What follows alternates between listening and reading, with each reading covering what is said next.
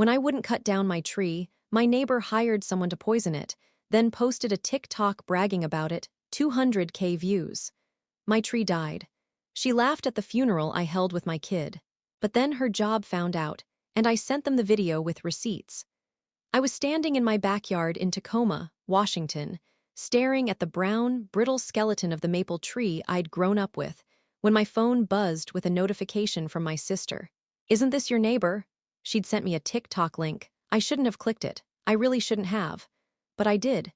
And there she was, my neighbor, Melissa, the woman who'd spent the past year complaining that my tree blocked her sunset, even though our houses don't even face the same direction. She was on camera in her bright pink windbreaker, grinning like a child who'd just broken something expensive and didn't care. She winked at the camera and said, voice dripping with fake confidence, "When your neighbor refuses to cut down their ugly tree, you handle it like a boss." Then the video cut to grainy footage, obviously filmed by the guy she hired, of him climbing over my fence at night, a big jug in his hand. The comments were full of laughing emojis, people saying things like, "LMAO petty queen," and "that'll teach them." The video had 200,000 views. That was the moment my chest tightened, like someone had hooked their fingers into my ribs and pulled. Not just because the tree was dead. Not just because she mocked me. But because my daughter, Lily, was standing beside me, holding the little paper bird feeder she'd made for the tree last spring. She asked, "Mom, did she hurt it on purpose?" I didn't know what to say. I'd grown up climbing that tree. My dad had planted it when I was 4. When he passed, that tree became the one thing that made this house feel like him. It shaded our yard in summer. It dropped bright red leaves every fall that I used to rake into huge piles for Lily to jump in. It was home. So yeah, I held a little funeral. Not a big dramatic thing, just me, my daughter, and a few close friends. We stood in the yard, shared memories, and said goodbye to something that meant a lot to us. And Melissa, of course, watched from her deck, sipping a hard seltzer like it was a show. She laughed, actually laughed, when Lily cried. I swear something inside me went cold. I contacted the city, but the poison hadn't been caught on any official camera. The police said the TikTok wasn't clear enough to prove intent. The environmental office said it was a civil matter. My lawyer said the case would be expensive and messy. Meanwhile, the tree was dying fast. The bark cracked.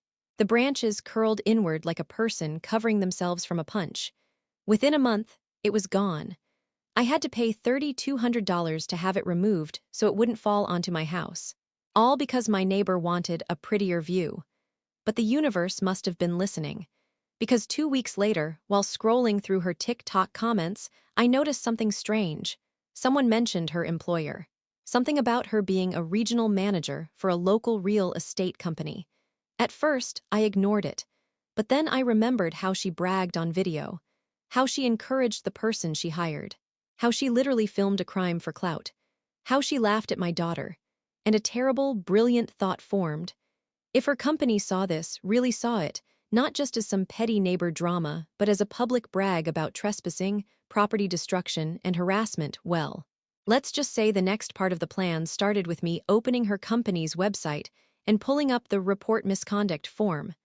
But that was only step 1. Because I was about to learn something about Melissa that made everything so much darker and so much more dangerous than I ever expected.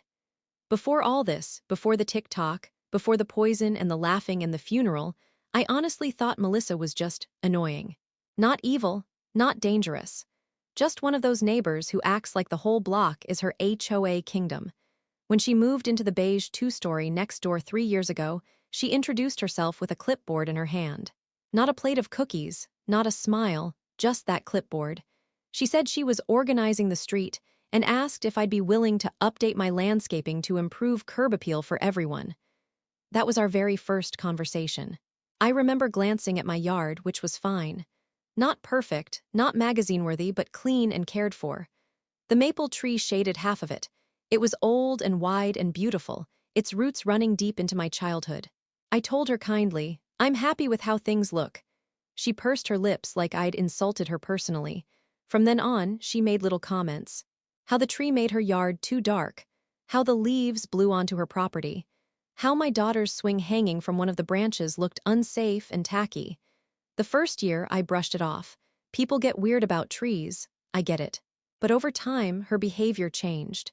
It got heavier, like a weight. She'd complain every fall about the leaves, even though I raked them almost daily.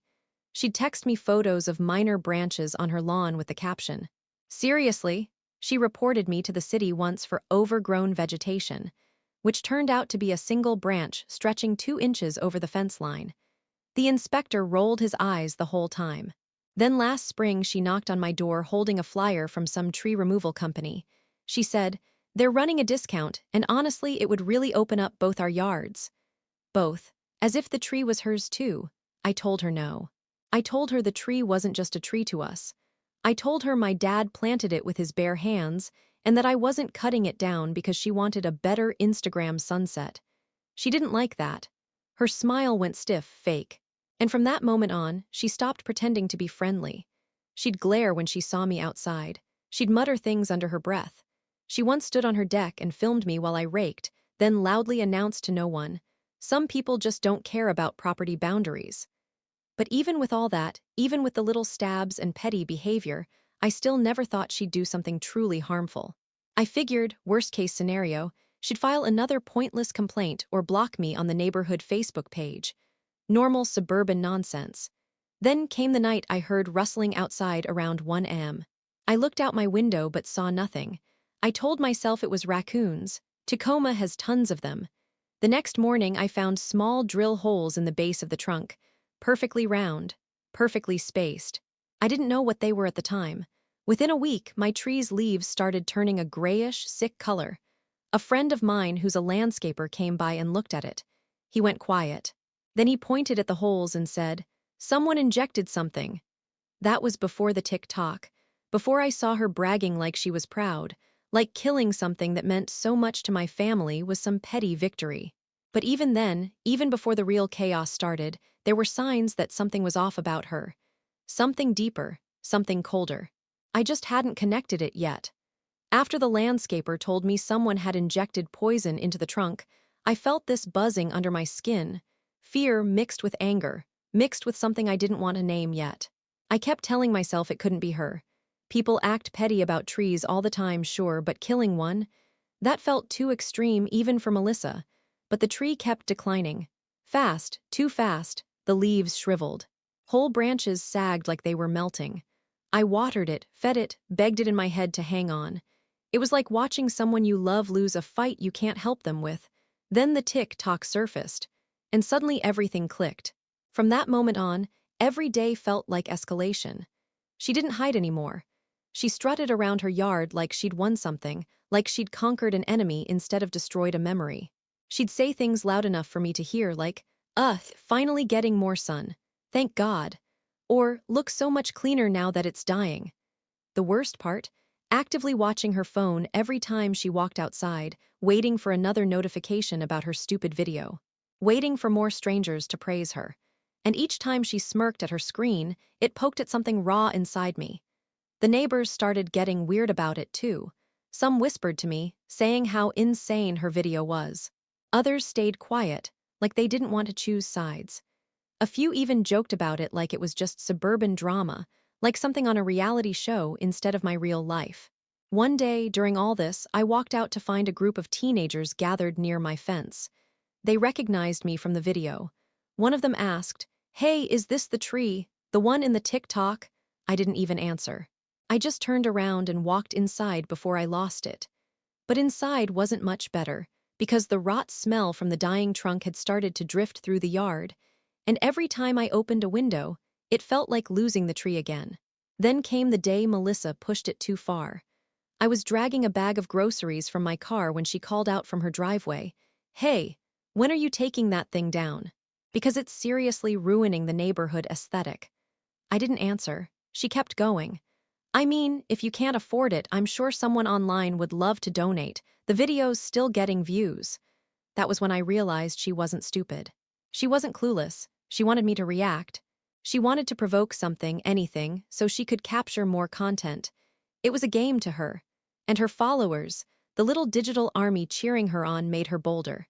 A few days later, when I scheduled the removal, she actually leaned over the fence and said, "You're welcome." That was the same week Lily asked if we could save part of the tree somehow. like keeping a piece of her grandfather. So after the crew cut it down, I kept a cross-section of the trunk, wide and dark, with rings that told a whole life story. I sanded it down myself, smoothed the edges. I wanted something to hold on to. But Melissa saw it drying in the sun and muttered, "Creepy." Every little moment built up, layering on top of the last one, until it didn't just feel like she'd killed a tree. It felt like she'd invaded part of our history. Something sacred, and she was proud of it. But the real escalation didn't hit until the day I received a message from someone anonymous on TikTok. It said, "You know she lied about something big, right? Check her older posts." The ones she deleted. What I found there pulled a thread that unraveled everything and led straight into the first major twist. The anonymous message kept replaying in my mind all night. Check her older posts. The ones she deleted. At first, I didn't even know how to do that. Deleted is deleted, right? But people online are resourceful. And when someone goes semi-viral for bragging about a crime, strangers start digging. Hard. The next morning, someone sent me a link to an archived TikTok compilation. Random users had screen recorded a bunch of Melissa's earlier videos before she took them down. I clicked it, expecting more petty neighborhood rants. I was not prepared. The first video was from before she even moved onto our street. She was standing in front of a small ranch-style home in Puyallup, ranting into the camera. "My neighbors are trash. I'm sick of their stupid pine tree blocking my view." At the time, I didn't think much of it. People complain about trees, whatever. But then the next clip started. It showed a different angle, different night, different tree. And a different guy climbing a fence with another jug. My stomach dropped. She filmed another tree being poisoned. Not once, twice. Maybe more. There were multiple clips stitched together, each showing a different backyard, different tree, same pattern. Her complaining, then some guy trespassing, then her posting the aftermath like it was a funny prank. This wasn't new behavior. This wasn't a one-time temper tantrum. This was a pattern, tree after tree, neighborhood after neighborhood. She'd been doing this for at least 2 years. And the worst part, the part that made my hands shake as I watched, was her pinned comment under one of the old videos. "If they refuse to respect my view, I'll fix it myself." Fix. Like killing living things was a solution. Like people's homes, memories, stories meant nothing if she wanted more sunlight on her patio. I kept scrolling through the archived videos. Each one was worse than the last. Then came the twist that hit like a punch. In one clip, older, grainier, she tagged a location. A small cul-de-sac in University Place. And I recognized it instantly. My cousin lived there. Her old maple tree had died suddenly 2 years ago. She thought it was disease. She cried over that tree the same way Lily cried over ours. It wasn't disease. It was Melissa. I felt something inside me fracture. Rage mixing with fear. Mixing with the sick realization that this woman didn't just hate my tree. She hated the idea that anyone had something she couldn't control. But the final blow came from a comment buried under one of the videos. Someone wrote, "Don't you work in real estate? Isn't this like bad for your job?" She replied, laughing. "Rules don't apply to me. My company loves me." But here's the thing, her company's logo was visible in 2 of the older videos. On her name tag, on a binder, on a sign behind her. She wasn't just bragging about destroying property. She was doing it while representing her employer, like she wanted them to see it. Like she thought she was untouchable. I realized then that my initial plan, using the misconduct form on her company's website, wasn't just petty revenge. It was solid, it was real, and it was something that could actually hurt her. But before I could act, the anonymous messenger contacted me again. This time with something even worse. "She didn't just poison your tree, she's planning something else.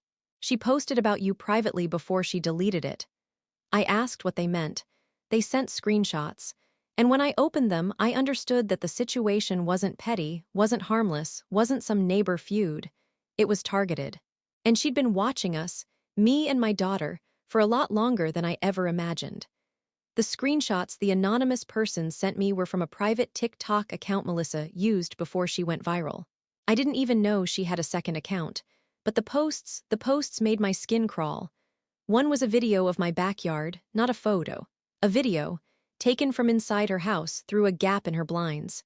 You could see me and Lily playing in the yard last summer, blowing bubbles and laughing.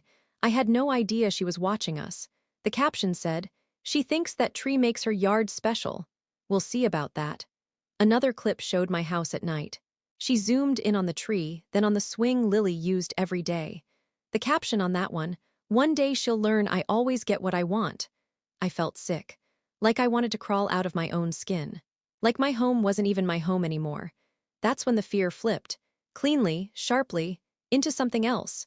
Resolve, you can destroy my tree, you can mock my daughter, you can brag online like you're untouchable. But you don't get to record us like trophies. You don't get to decide who gets sunlight and who doesn't. And you sure as hell don't get to keep your career while doing it. So I sat down at my kitchen table, opened my laptop, and made a plan. Step 1, collect everything. I downloaded the full TikTok video where she bragged about poisoning my tree. I took screenshots of her comments. I saved every archived clip of her past pranks, including the ones of the trespassers she hired.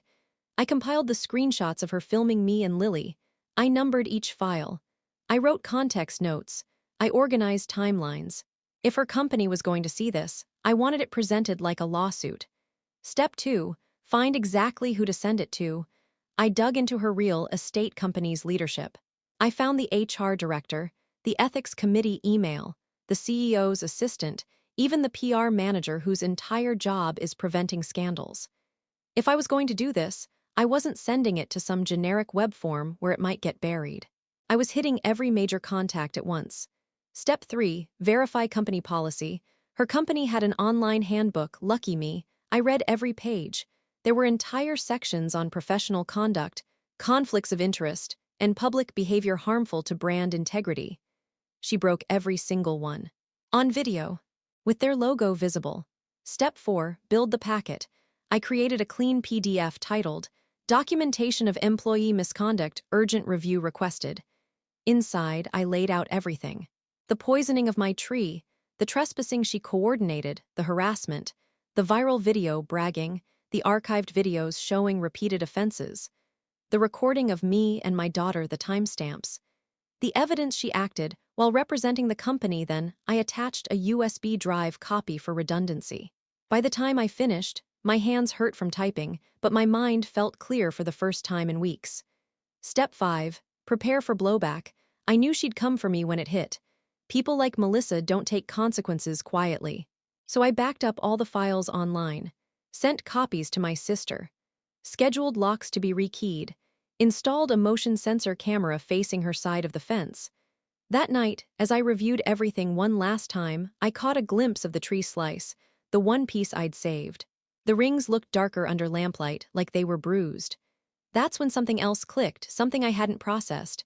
The guy who poisoned my tree, the one in her TikTok, he wasn't just some random contractor. He had shown up before. In one of the archived videos, and in another, and another, always with her, always doing the dirty work, which meant he wasn't hired. He was connected to her. And when I figured out how they were connected, everything about this situation changed.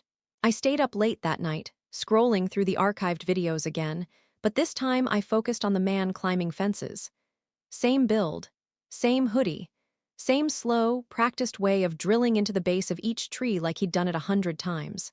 I zoomed in on his face frame by frame until the image sharpened just enough. And suddenly it hit me.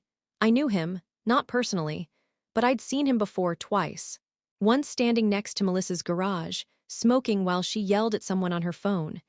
And once earlier this year, walking out of her house with a ladder, like he lived there or worked there regularly. But that wasn't the twist. The twist came the next morning when I dug deeper.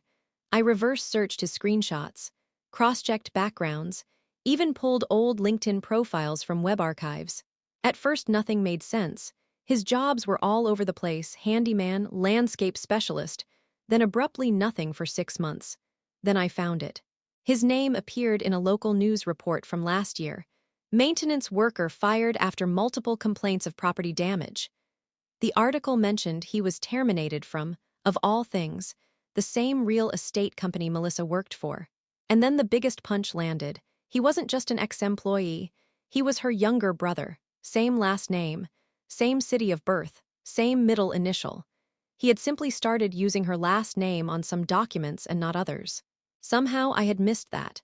But here's where everything locked into place.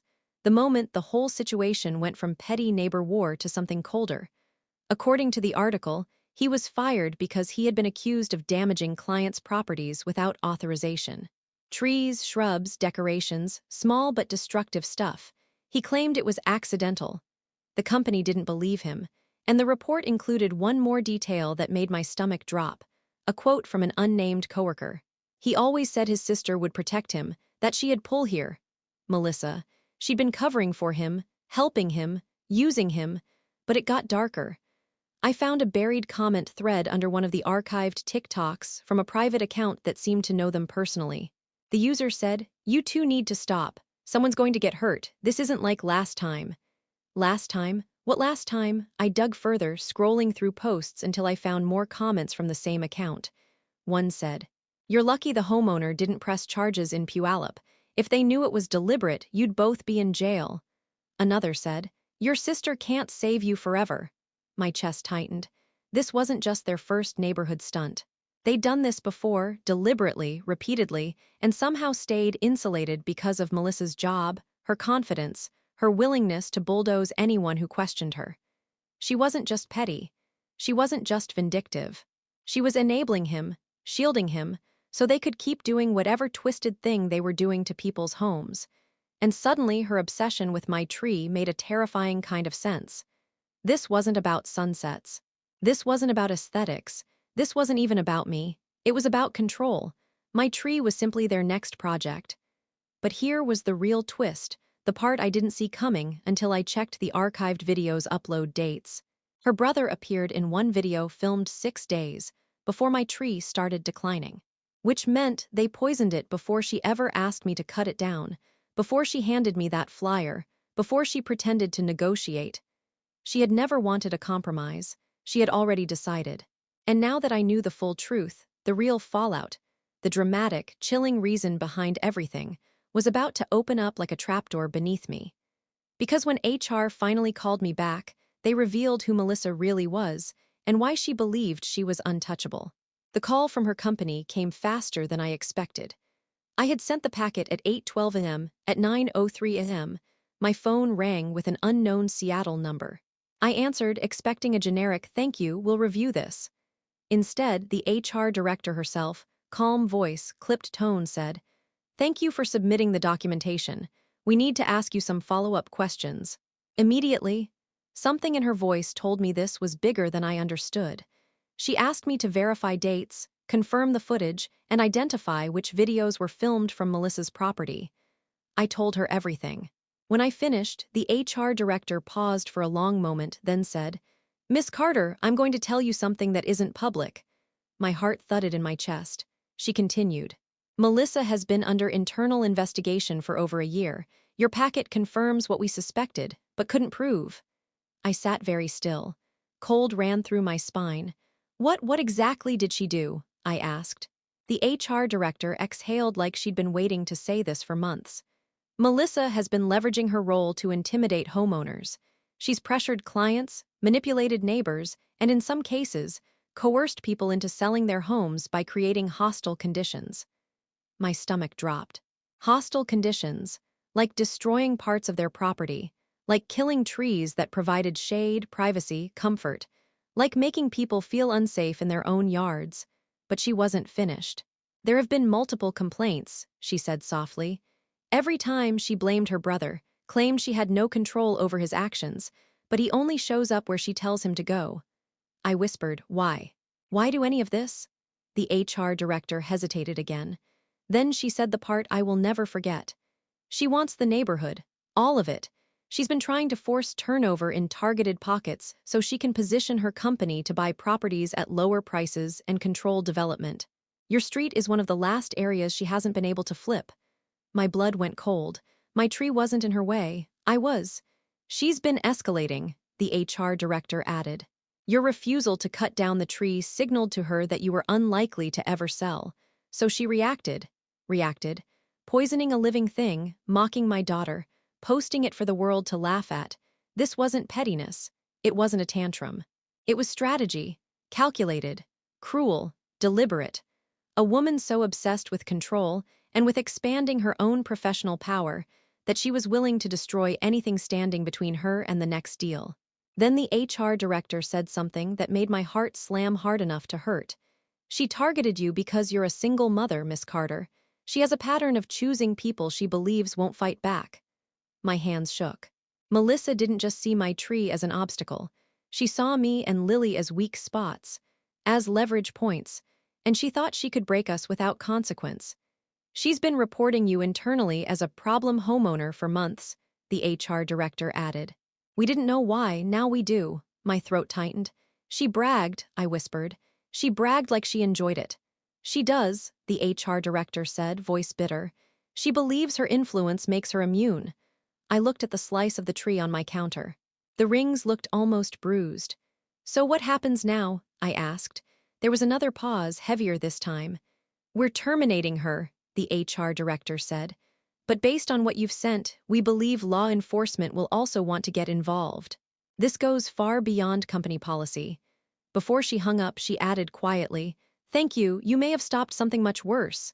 I didn't know it yet, but firing her wasn't the end. It was the spark. Because once Melissa realized I was the one who took her down, she came for me.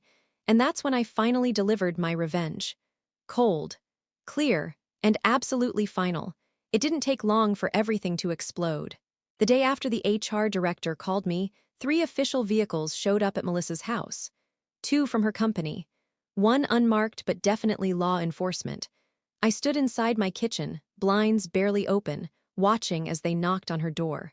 She stepped out looking confused at first, then furious, then terrified. That last expression, terror, was the first honest thing I'd ever seen on her face. They spoke to her for maybe 5 minutes before she started yelling. I couldn't hear the words, but the tone carried.